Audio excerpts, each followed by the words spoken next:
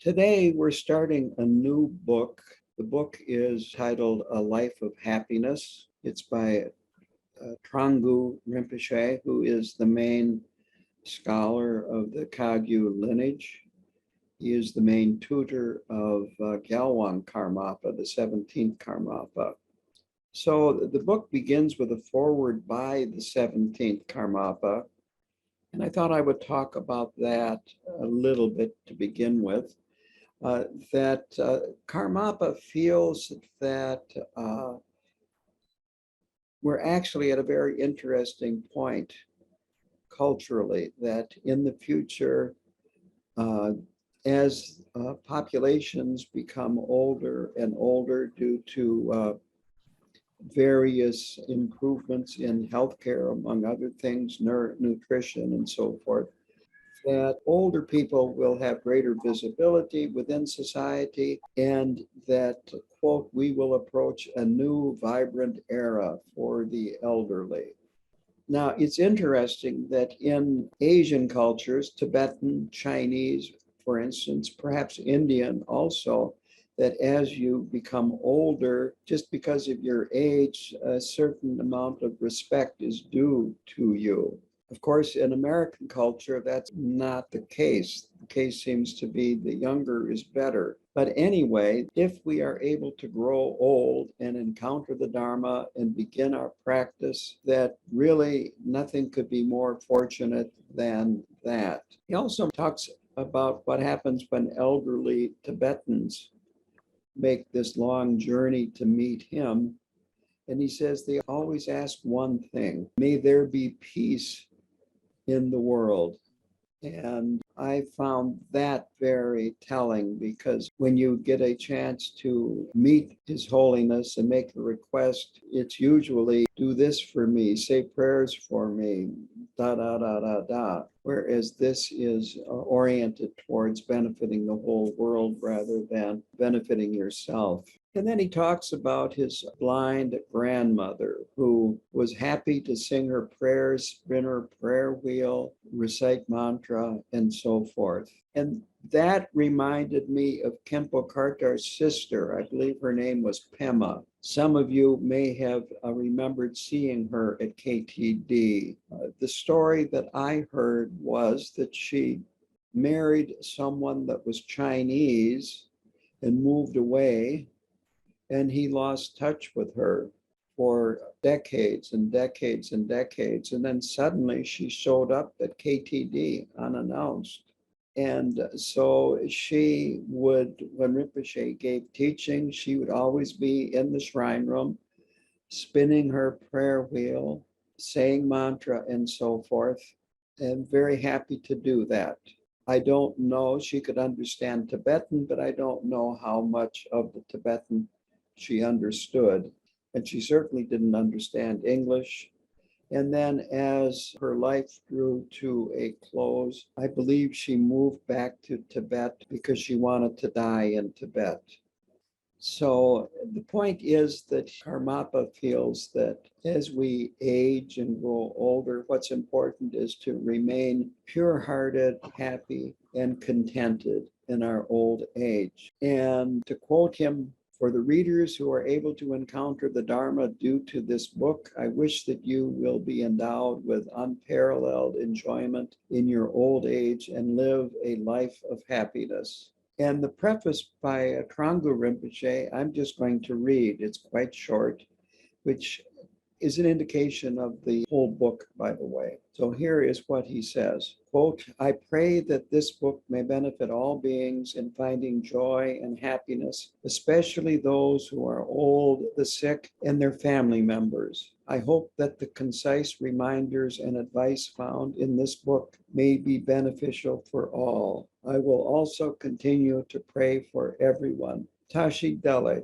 So there are three parts of this book. I'm going to go into the first one, and it is called The Meaning of Aging. And he has these three sections then divided up into very short teachings on particular topics, which makes it very easy.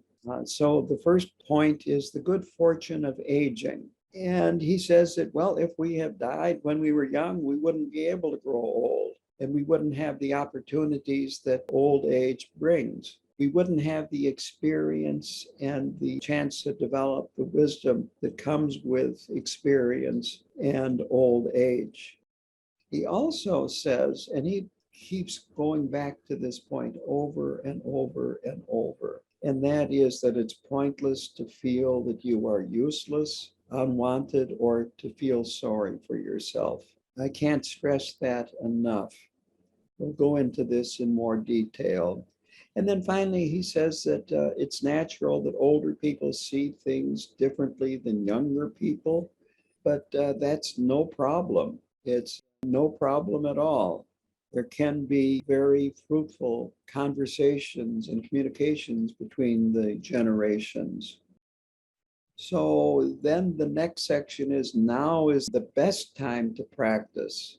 So when we're younger, we have many obstacles to listening and hearing, contemplating, and practicing, that our busy life, our work life, our commitments, and so forth frequently interfere with our practicing of the Dharma.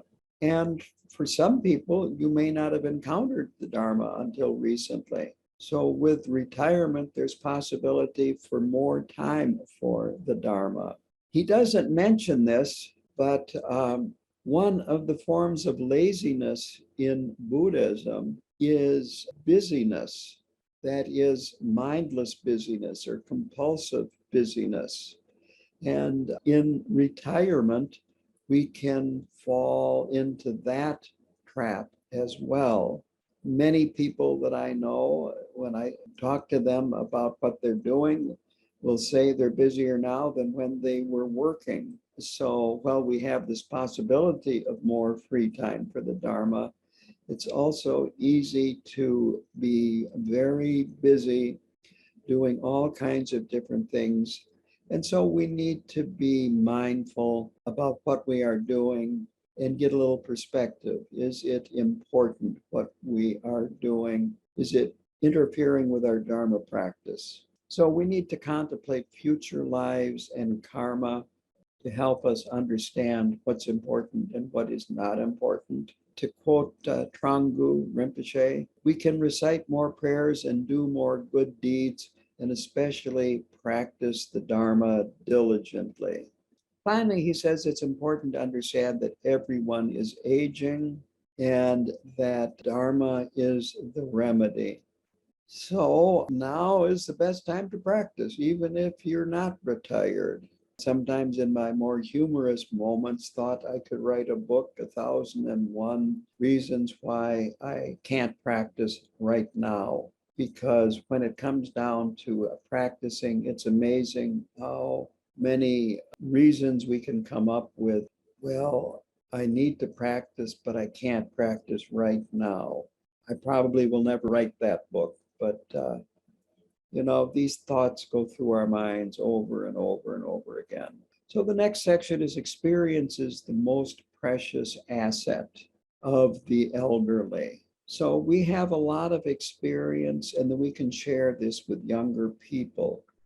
He says it's our responsibility to share this with other people.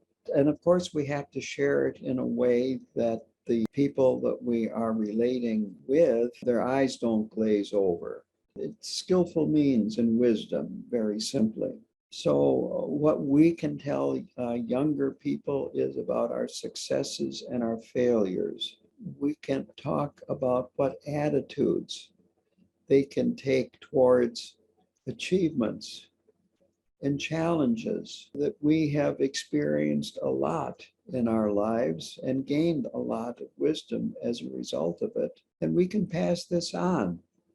We can remind them not to give in to jealousy and pride when you're experiencing moments of success. And he says to not become devastated and to succumb to life's failures. That reminds me of a quote by Thomas Edison, who, when he was working on developing a light bulb, someone asked him, how does it feel to have 10,000 failures, 10,000 light bulbs that didn't work. He said, oh, I have learned 10,000 ways to not make a light bulb.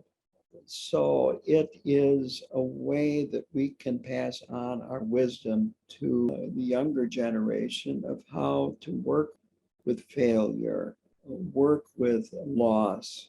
And finally, quote, encourage youth to really think for themselves. I am emphasizing that because this is really important, to be curious, to investigate, to think for yourselves rather than taking on what other people think, what you have been told, what you are fed in social media. The next point is that everyone ages, and it's pretty obvious that everyone ages. I have jokingly said, I can't figure out why everybody's getting old and I'm not.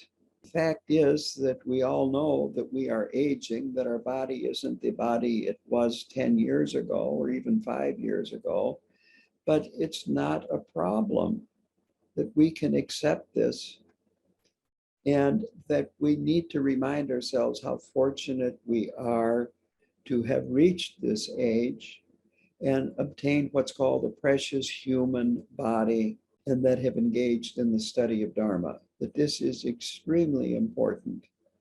That precious human body means not only is the human body the best body of the possible births we can have in samsara, because it is the one that leads to enlightenment. But also, what makes it precious is that we've come in contact with the Dharma, we've met Dharma teachers. Many of us have taken refuge and have started on the Buddhist path. And this is what makes human birth precious as opposed to just ordinary.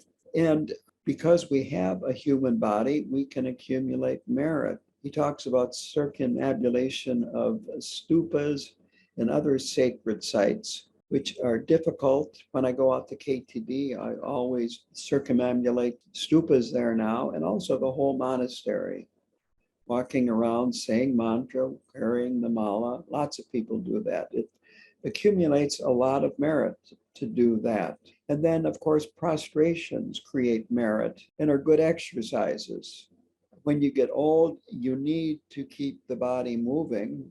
There's a saying, use it or lose it.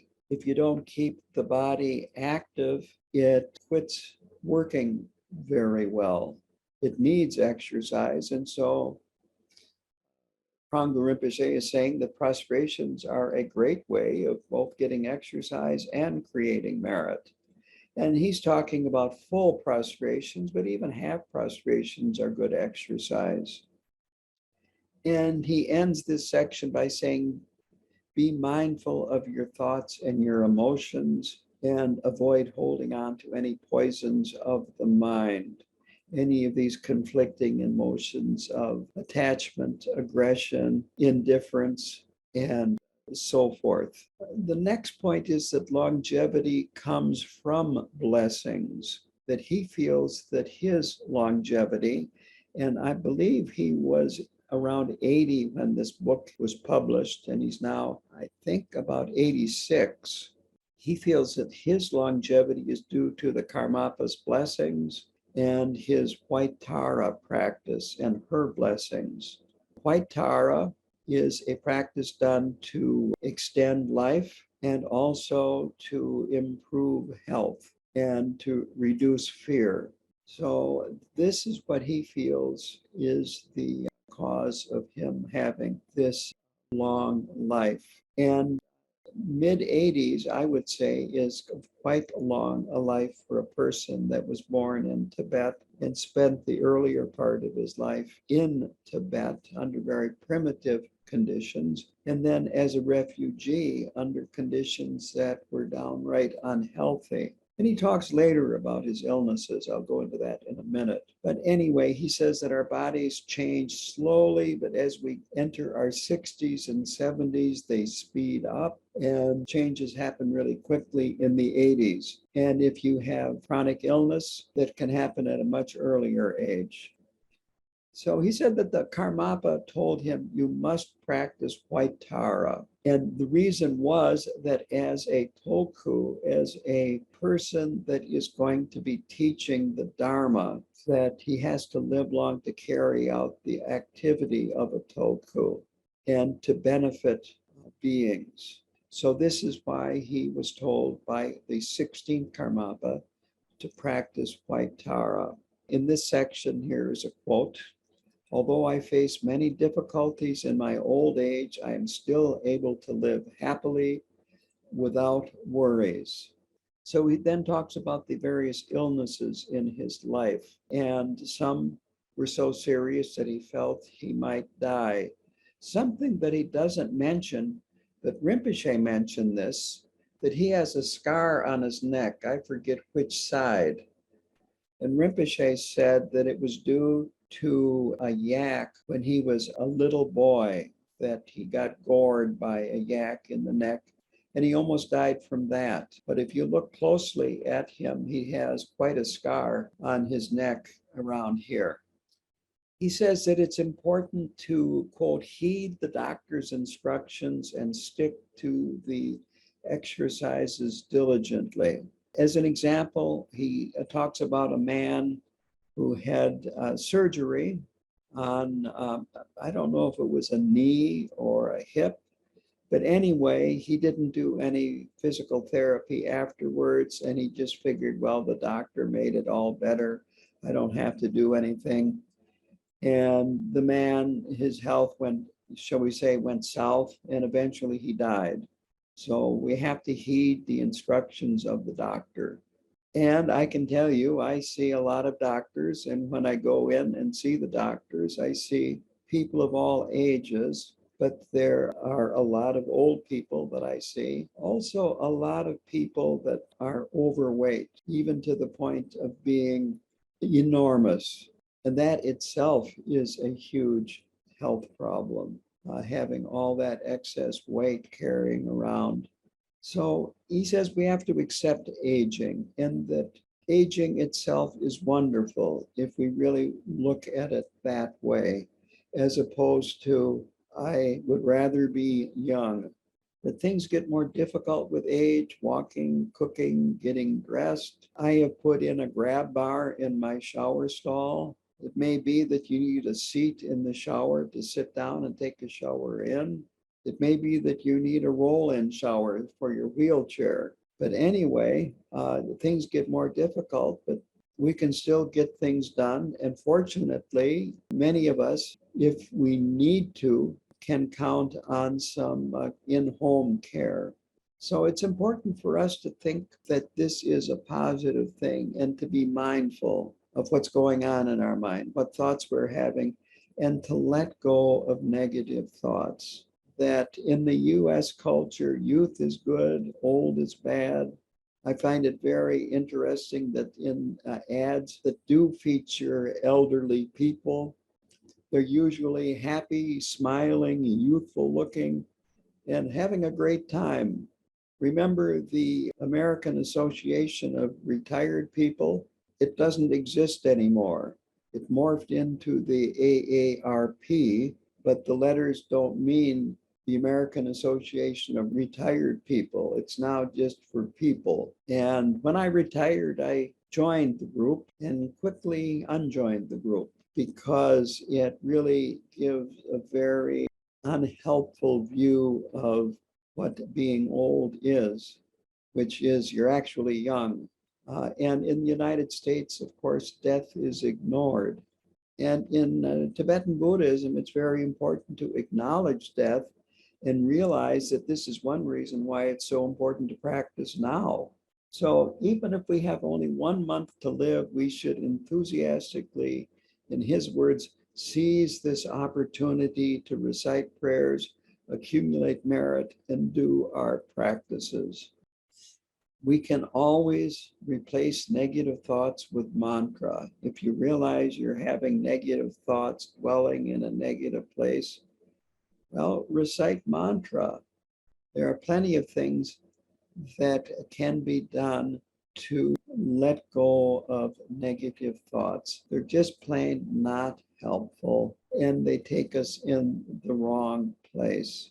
So that leads into his next point, which is mindset determines how we age. It's important to maintain a cheerful, calm mind, that it's beneficial to our mind and our body. The two are not independent of each other, that a healthy mind leads to a healthier body, and a healthier body leads to a healthier mind. I was hospitalized a number of years ago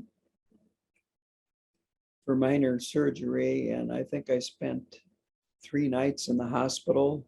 This was in the Woodwinds Hospital, which is in Woodbury, Minnesota. And at that time, it was a relatively new hospital.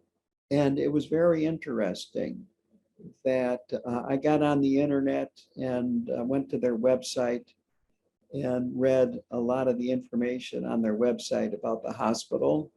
And first of all, it was designed with the idea that in order for the body to heal, the mind needs to be at ease, calm, relaxed, and so forth.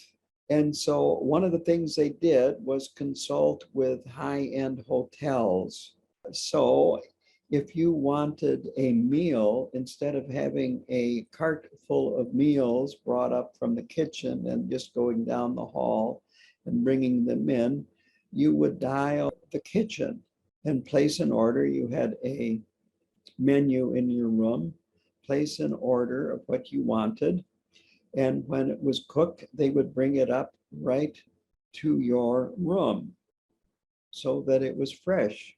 Every room had a window looking out onto a natural setting, gardens, trees, and so forth. And they had different channels to watch. And one of the channels just had kind of relaxing visualizations and guided visualizations.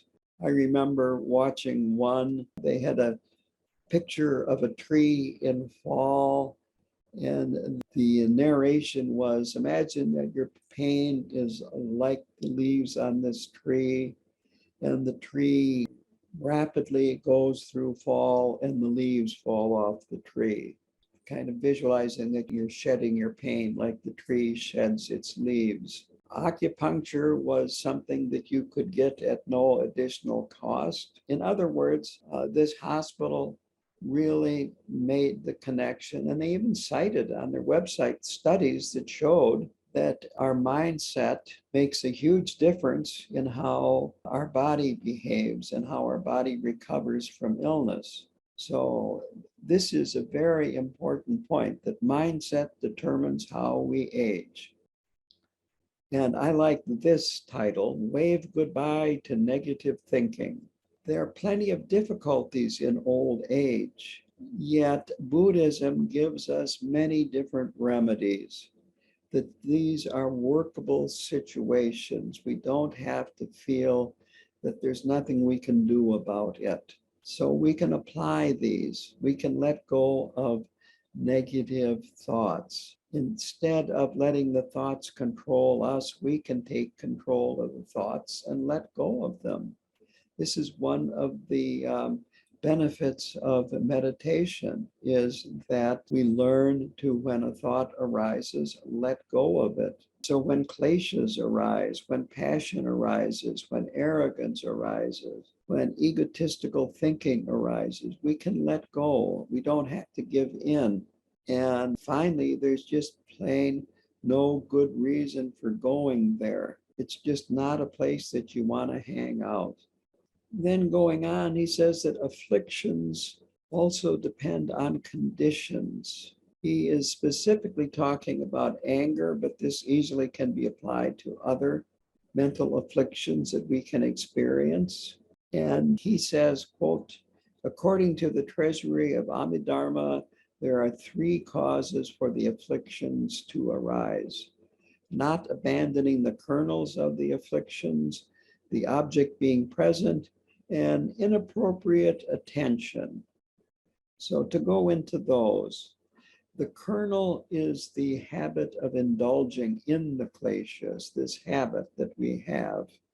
I once asked Rinpoche about habits, and he said habits are a very insidious form of karma. So that is the first part of the causes for these afflictions, is having the habit to begin with. The object is the external object or the person that brings up this particular negative habit.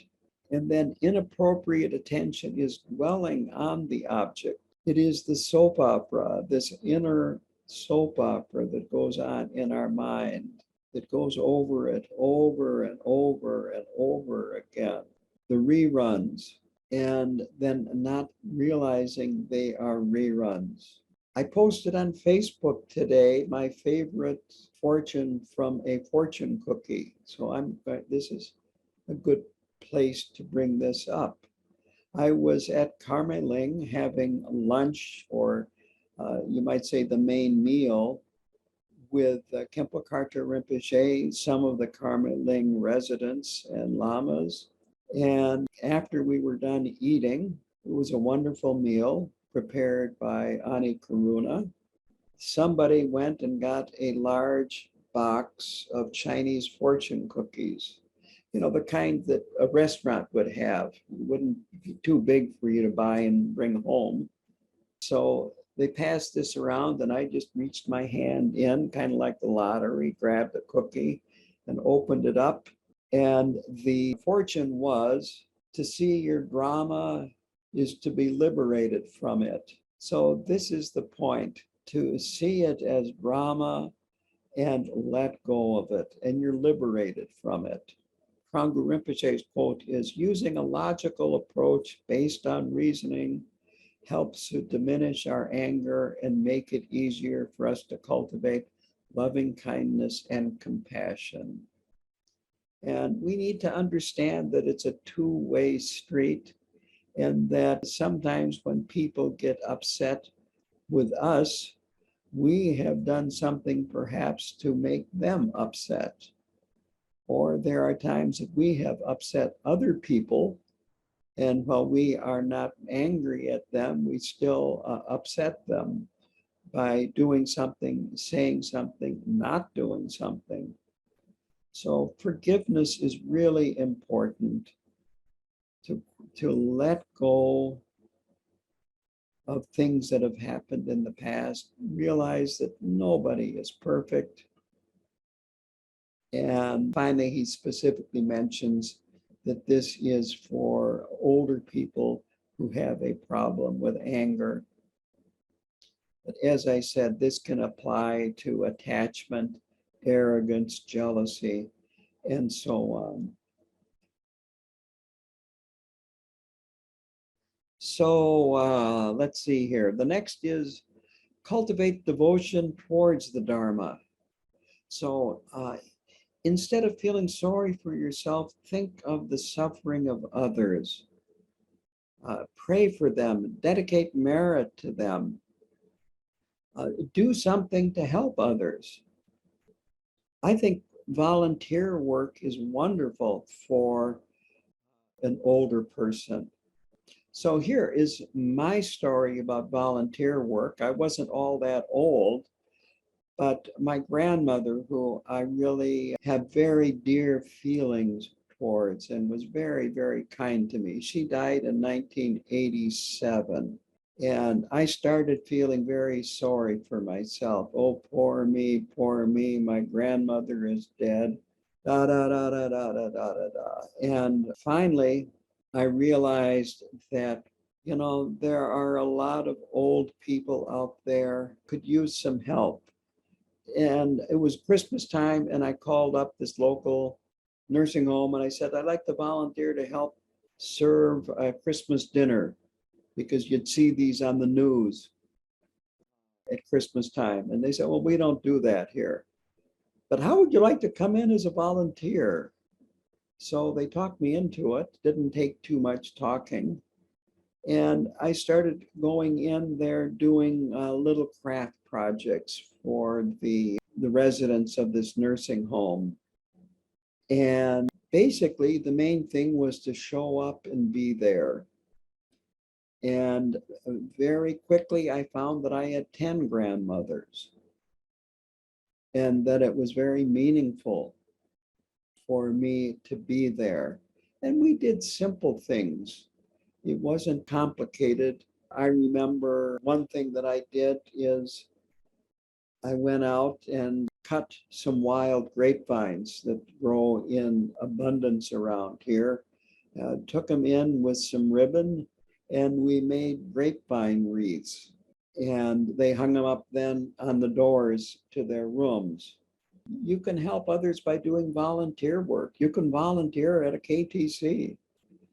You can, he says, to do Kora, circumambulation, make offerings. You can practice medicine Buddha and recite his mantra and the names of the 7 medicine Buddhas. All of this can help as we age, and this reduces this inappropriate attention to one's own suffering. The more you focus on your own suffering, the more you suffer. And the more you focus on other people, the less you suffer. Richard Davidson has cited this study. I don't know who did the study, but it's probably been done more than once. And that is, you take 2 groups of people and you administer a happiness test. And these aren't old people. These are just probably they're college students, because they're really easy to test. So you have 2 groups, you test both of them for happiness. Then each individual gets $100. And the one group is told, you have to spend this on yourself and come back when you're done. And the other is told, you have to spend this on other people and come back when you're done. And then they give them a happiness test again. And the people that give the money away are happier than the ones that spend it on themselves. It's that simple. So if you start thinking about other people and getting rid of inappropriate attention to your own suffering, you're going to be happier. So he says, enjoy aging, contemplate your good fortune, that you have long life, you have a connection to the Dharma, you have great teachers, especially His Holiness the Karmapa and Khenpo Karta Rinpoche. And quote, give rise to a cheerful, calm state of mind. This is really important, that we can train ourselves to be cheerful and calm, and that our body, as I have talked earlier, benefits too from this. Quote, a body and mind that is calm and cheerful is extremely beneficial to us. And then he says, you're never too old to learn.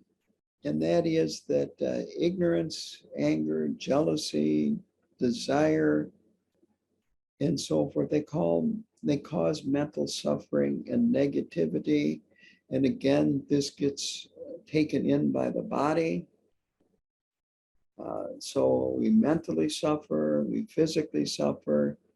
And the antidote, of course, is Dharma and practice. So he talks about the first paramita, which is generosity.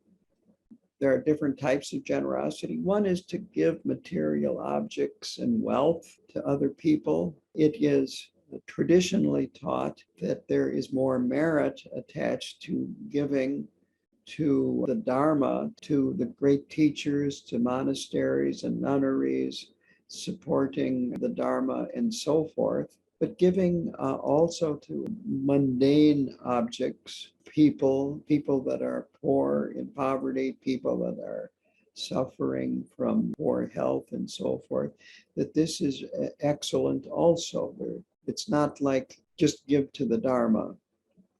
And there is no lack of places, both in terms of the Dharma or in terms of the mundane world. There's no lack of places where you can give money, unwanted possessions, and so forth. The second type of generosity is giving freedom from fear. And here he specifically talks about life release. Now, in this country, life release is a problem due to environmental laws. If you would go to a bait store and buy worms or minnows that are used for bait, most likely they are alien life forms to this area, and you would be breaking environmental laws by releasing them. What can be done is that you can donate to no-kill animal shelters. I have seen this or heard this described more broadly. Giving freedom from fear would be just doing things for other people to help calm their fears and make them feel protected. And that reminds me of what happened here early Saturday morning. Some of you heard this story already. I have trouble sleeping, going to sleep, and then waking up and not getting back to sleep. I have restless legs, and sometimes I just get up and have to move and do something because the legs have to move. And so 3:00 in the morning, Saturday morning, I wake up wide awake, the legs are going crazy. I've got to do something. And ordinarily I would find something, a house to do, or go to my wood shop and do something like make this shrine behind me. But this time I decided to do a project outdoors, first time. And I go outside to the shrine room, working on repointing the stone on the south face. And I'm setting up the lights. Hadn't been out for more than 15 minutes. I hear a woman's voice. "Can I come closer?" she said. And I said, "Well, yes. You know, this out here is in the middle of nowhere. There's no street lights. This is a county road." And so she came, and I was extremely surprised. And this was her story, that she had been to a, quote, family gathering, and there had been an argument. I do not know if it got physical, but it got to the point where she just walked away rather than trying to get a ride. I checked it on the map. She walked at least 3.5 miles in the dark by herself, 2-3 o'clock in the morning, and she comes by me with the lights on, and she asks for a ride home. So of course I give her a ride home, so this is offering protection. I also gave her a little bit of advice. I told her I was a Buddhist monk too, which of course surprises everybody out here if you've never met me, and we had never met before. So I drive her home, and it's still another 10 miles from where I am to where she lives. She has a 10-year-old and a 1-year-old, and then a child in between. So she's got a family. She's 35 years old. She asked me, "How old do you think I am?" And I said, "I think you're under 30. And she was very pleased to hear that.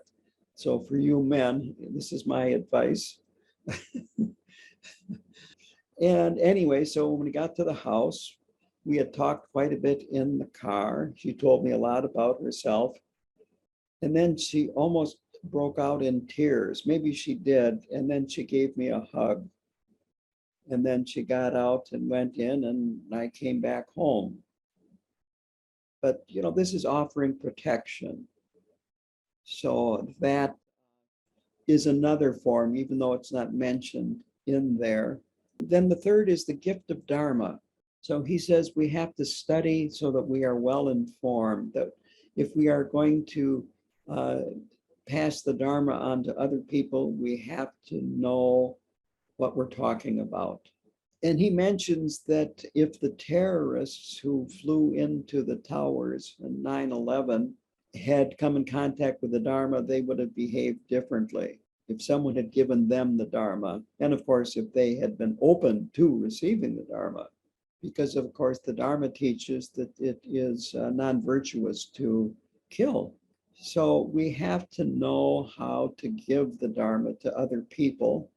Khenpo Karthar Rinpoche said this one time. He was asked, I don't know that much about Dharma. How do I pass it on to other people? And he said, talk about Buddha nature and the importance of compassion and kindness. So at a very basic level, you can do that. I have found that it's best to give very short, clear explanations. If that satisfies them, don't say anymore. If they have another question, then answer again concisely. You want to avoid having the person's eyes glaze over, having them think, I wish he would quit talking or she would quit talking. I guess in connection with that is mindfulness, and that is paying attention to their body language as you are talking, how they are responding to you and what you are saying. So he sums this up saying that the mind and body, and this is a little bit repetitive, are connected. We can choose what our mind dwells on, choose calm and joy, and stay positive. The question is, what advice did you give to the woman that you gave the ride to? I said, when you go to a family get together, show up to show them that you love them, and then leave early before things get tense. So the next section is how to practice the Dharma. And he begins with this very essential teaching of the Buddha, very simple, very basic. Commit not a single unwholesome action. Cultivate a wealth of virtue. Tame completely this mind of ours. This is the Buddha's teaching. To start out with, abandon the 10 non-virtuous actions. I could go into them. I'll go through them very briefly. There are 3 non-virtuous actions of body, and the opposite are the 10 virtuous actions. So the 3 of body are killing, stealing, and sexual misconduct. Stealing is taking that which is not freely given, and also coming into possession of things through deceit, lying, and so forth. The 4 non-virtuous actions of speech are lying, harsh words, creating disharmony, and then what's called gossip. And you might say there's 2 types of gossip. One is just running off at the mouth, saying meaningless things, and the other actually talking about other people. It's fine to talk about the good qualities of other people. That's virtuous speech. But if you're talking about the bad qualities and faults of other people, especially when they're not present, that is non-virtuous. And then the 3 non-virtuous actions of mind are envy, ill will, wishing harm comes to somebody, and then finally what's called wrong view. And wrong view is different from doubt and questioning. It's just outright saying there's no such thing as karma. The Buddha's teachings are totally wrong, and these sorts of things. So those are the 10 non-virtuous actions. The 10 virtuous actions are the opposite. Protect life, protect property, behave virtuously and with ethics when it comes to sexual behavior, tell the truth. And telling the truth does not mean that when you meet somebody, you tell them, you know, you really look old, even though it's the truth. It's telling the truth using some wisdom and skillful means. Something that comes to mind with me is Khenpo Kartar Rinpoche. He went back to Thrangu Monastery decades after it was destroyed by the Chinese, and he fled. And he saw this old monk with a bell and dorje set, and Rinpoche recognized it because it had been in the Thrangu Monastery before the Chinese shelled it. and it had belonged to Jamgon Khanprol. So he went up to the monk and he asked the monk if he would sell it. And the monk did sell it. Rinpoche said he gave the monk the equivalent of enough money to buy 5 horses, which was a lot of money for a monk. But he never told them the provenance, that this used to belong to Jamgon Khanprol. And when I saw the Belen Dorje set was when he presented them to Tai Situ Rinpoche, who then, of course, would give them to Jamgon Khanprol. So Rinpoche did not tell the whole truth. He didn't lie. So I think this is kind of an interesting demonstration about what is a lie and what is the truth. His intentions were extremely virtuous, and the monk did get a very good price for the Belen Dorje, and the Belen Dorje went to the proper owner. So these are the 10 non-virtuous and the 10 virtuous actions. So tame your mind means use mindfulness, awareness, and carefulness. Quote, to practice mindfulness and awareness, constantly checking if there are any kleshas present, if we have attachment, desire, jealousy, greed, and so forth. And if they are present, this is where being cautious or careful arises, that it's a time to, shall we say, give yourself some space so that you're not so reactive and that you don't do or say things that you will later regret.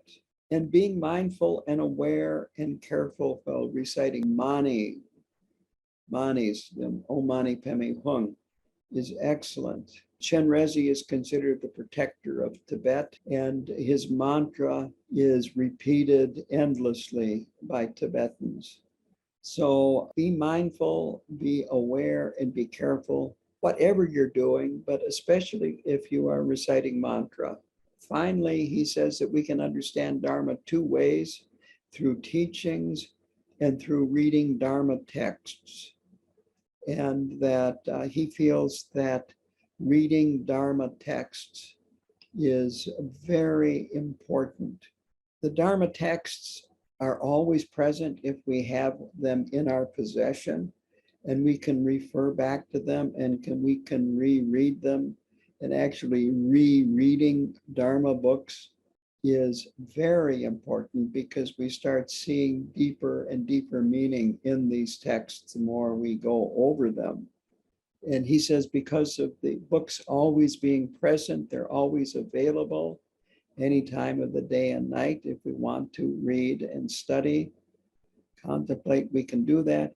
Whereas verbal teachings and the teachers aren't nearly as accessible. So then he goes into talking about how the Tibetans have preserved these Sanskrit scriptures in the Tibetan language. And so here's an important point, and that is that Tibetan Buddhism, the scriptures are in Sanskrit. In the Theravadan or Southern Buddhism, they're in Pali, which is a language that was developed specifically for Buddhism.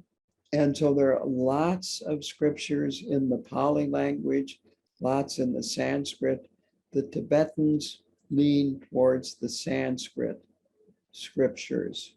The Tibetan language, written Tibetan language, was developed specifically to translate these texts from the Sanskrit to the Tibetan. And he feels that it's important to learn Tibetan, even if it's just a little bit. He thinks it's important to have these Tibetan teachers teach in English or be translated into English, but he is a little concerned about being overly dependent on them.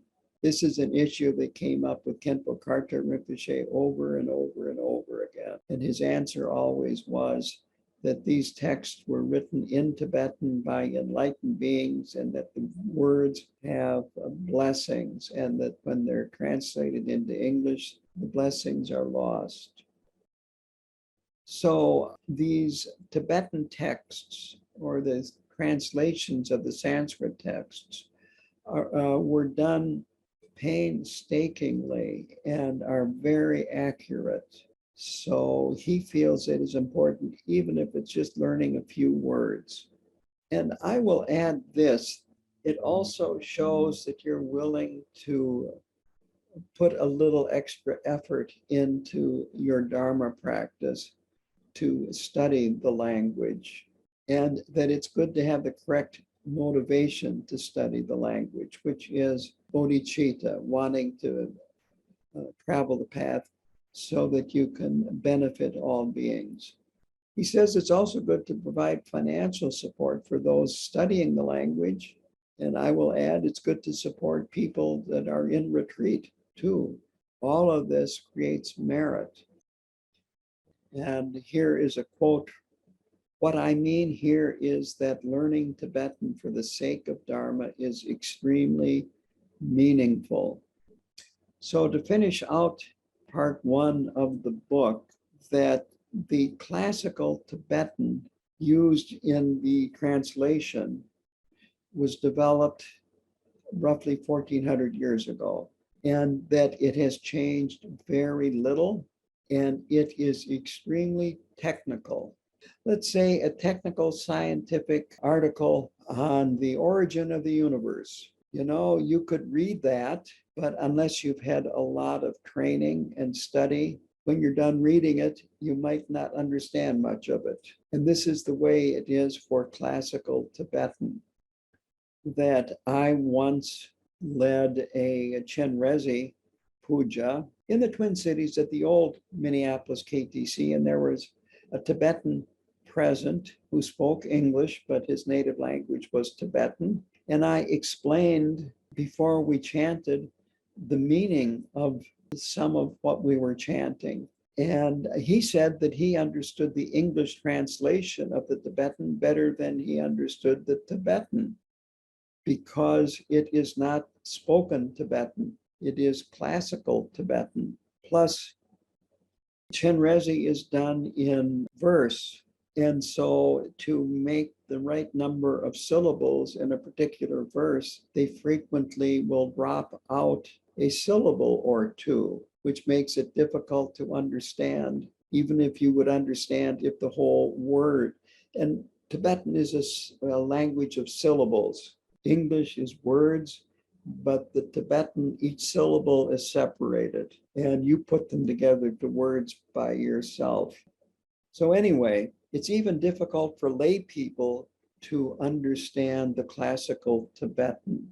In retreat, when Rinpoche would be explaining how to do these various pujas that we did, which are much more complicated than Chenrezig or Medicine Buddha and so forth, and would get very technical. And he would get to a particular phrase, and then he would go to a commentary, and then he would be talked for a long time on the meaning of this particular term. And sometimes in the middle of a commentary, he would then go to a second book to explain a phrase that was in the commentary. That's how technical it gets. This is why there are Khenpos, which is the highest degree of study in Tibetan Buddhism, in the Kagyu lineage, that they spend a lot of time understanding this very, very technical language and the terms and so forth. So with that,